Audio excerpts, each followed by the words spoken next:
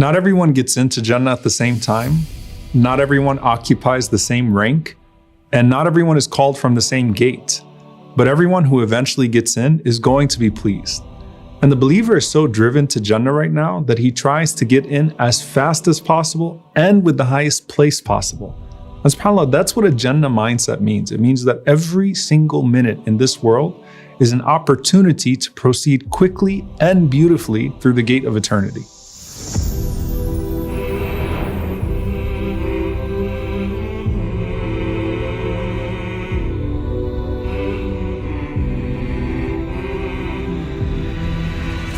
People are going to be entering Jannah at different points, and you have some that will actually be entering Jannah while others are still being held accountable. The Prophet ﷺ said that there is a gate which is specific for those who are not even going to be called to account. May Allah make us amongst them. Allahumma ameen. And he said this is the right-hand gate of paradise. And he said the rest of the people of paradise will enter with everyone else through the normal gates. And Allah subhanahu wa ta'ala controls time and place. So this doesn't all have to fit in a linear way when we're speaking about it. The Prophet ﷺ said that the poor and downtrodden, and they are the majority of the people of paradise, they get to go first. And if you think about first class and VIP in this life, who usually is always at the back of the line? And in a more dramatic way, those swaths of poor people that are turned away from the gates of rich nations. And now they're ahead of everybody else, and everybody wants to be like them. But that's not absolute, because Abu Bakr radiallahu ta'ala anhu, for example, was not a poor man, and he's going to be ahead of us all. So the scholar said that if a person used their blessings right, then they still have a higher place, even if the poor will get in faster and lighter because they have less burdens to worry about. So there's the pace that you get into Jannah, and then there's the place that you occupy within it. Now remember, Jannah is for people with certain qualities. So the Prophet ﷺ said, the first people to enter Jannah are people who are hammadun. They praise Allah subhanahu wa ta'ala at all times, in good times and in bad times. So it's not about what you had or didn't have. It's about how you channeled all of that towards the pursuit of Allah's pleasure and paradise. So you ask yourself, are you praising Allah with your circumstances or not? Because that's going to determine how praiseworthy your order of entrance and eventual station are into paradise. Now, what does the waiting area outside the gates of Jannah look like? The believers are near to its entrance, as the Prophet ﷺ said, and they're under this tree where two rivers are flowing. They drink from one of them and they bathe in the other. And this removes all of the impurities inside out, and they come out full of radiance. And the Prophet ﷺ said that as you look at the gates of paradise, paradise has 8 gates, whereas hellfire only has 7. And this is just another way in which Allah subhanahu wa ta'ala shows us how His mercy exceeds His wrath. The Prophet ﷺ said, you have the gate of salah, you have the gate of sadaqah, you have the gate of jihad, those who strove for the sake of Allah. And then he mentioned, sallallahu alayhi wasallam, you have the gate of fasting. And he said it's called ar-rayyan, which means endless drinks. And he said that no one enters that gate of paradise except for the one who's distinguished by their fasting. So Abu Bakr radiallahu anhu is hearing this and he says, Ya Rasulullah, is there anyone who gets to be called from all of these gates? And the Prophet ﷺ said, yes, and I hope you will be one of them. And this isn't random, because Abu Bakr radiallahu anhu actually used to excel in all of those things. So it's only right that he's called from all of those gates. Whereas most people are blessed if they have just one quality that they excel in, to which they hope to be called into paradise by. Now, of course, you have gifts from Allah subhanahu wa ta'ala that open all of these gates, even if you don't have all of the qualities of those gates. So when the Prophet ﷺ said, for example, no one of you performs wudu perfectly and then says, Ashhadu an la ilaha illallah, wahdahu la sharika lah, wa ashhadu anna Muhammadan abduhu wa rasuluh, except that all 8 gates of paradise will be open for you and you can choose which one to enter from. But even that's not random, because to make that dua, you have to do a perfect wudu. And you wouldn't be careful and frequent with your wudu if you weren't careful and frequent with your salah. So the wisdom of wudu opening all the gates is that if a person carefully preserves their salah, they naturally preserve everything else. And the Prophet ﷺ said the same thing about the Day of Judgment, that if the prayer is good, everything else is going to be good. And the same thing is now true about your entrance into paradise. Now, Ali radiallahu anhu said, you'll notice that the gates of paradise are actually vertical, not horizontal. You have one above the other because the higher gates correspond to the higher levels. And for this ummah, there's a special gate reserved for us, inshallah. The Prophet ﷺ said, the gate from which my ummah will enter paradise is as wide as the distance covered by a rider in several years. And in some narration, the Prophet ﷺ said, like the distance between the cities of Mecca and Hajar. And in other places, he mentioned different cities, sallallahu alayhi wasallam. So it's a wide gate, yet still, they're going to be squeezed until their shoulders are about to dislocate. And that's from the mercy of Allah subhanahu wa ta'ala. And Rasulullah ﷺ said, Jibreel alayhi salam came to me, he held my hand, and he showed me the gate through which my ummah is going to enter Jannah. And once again, you have Abu Bakr radiallahu anhu. He says, Ya Rasulullah, I wish I could have been with you to see that gate.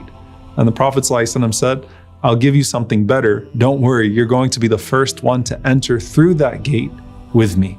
But the Prophet ﷺ said, for all of us, he said, you're the best ummah because you're the last ummah to come, yet you're the first ummah to enter into paradise. So Rasulullah ﷺ is the first prophet to enter paradise, and we are the first ummah to enter Jannah together bi'idhnillahi ta'ala. So as we stand in line with anticipation behind our Prophet ﷺ, Qatada rahimahullah says, you can actually see through the gates of paradise directly into it. And Rasulullah ﷺ walks up and he said he rings the bell. He said, I will be the first person to hold the chain of paradise and clatter it. Wala fakhr, and I'm not boasting. And the keeper of Jannah will answer the doorbell. And he'll say, Man ant, who are you? And I will say, Muhammad. And he will say, welcome, O Prophet of Allah. I was ordered not to open this for anyone before you. So that's the Prophet ﷺ. Now for the rest of us, we have our keys. The key to paradise in the metaphorical sense is La ilaha illallah. But as the scholars say, the teeth of that key are our deeds, and that's what's going to determine our order and our station. And the Prophet ﷺ says in another narration by Salman radiallahu ta'ala anhu, that we also have passports. So think about it, like when you go to another country, you have a passport. So when you get to Jannah, what's the passport? He says, Inna Allah azza wa jal yu'ti al-mu'mina jawazan ala sirat.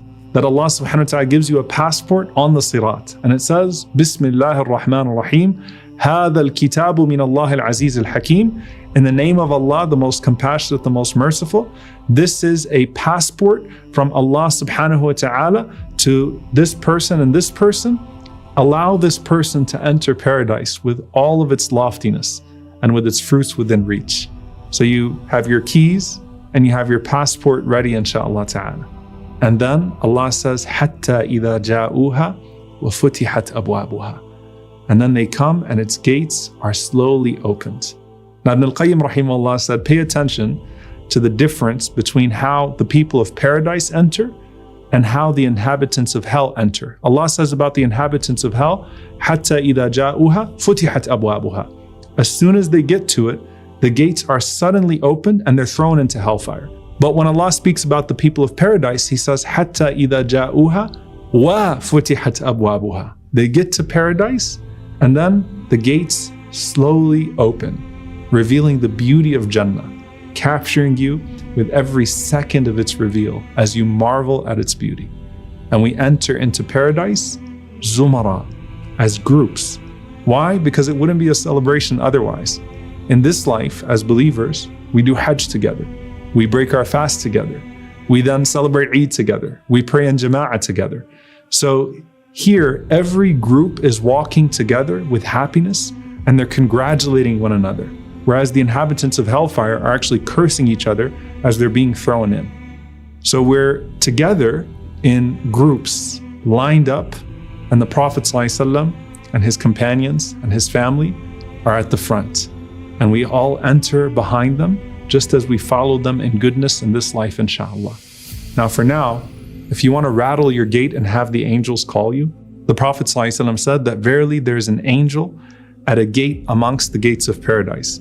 And he's saying, Man yuqrid al-yawm yujza ghadan. Whoever is going to give a good loan today will be rewarded tomorrow.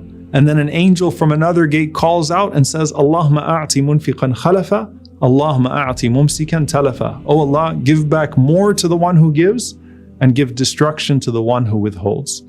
And those angels are calling from the highest place of the gates of paradise to the one who gives, because you responded to the one calling upon you from the lowest places in the streets and alleys of this earth.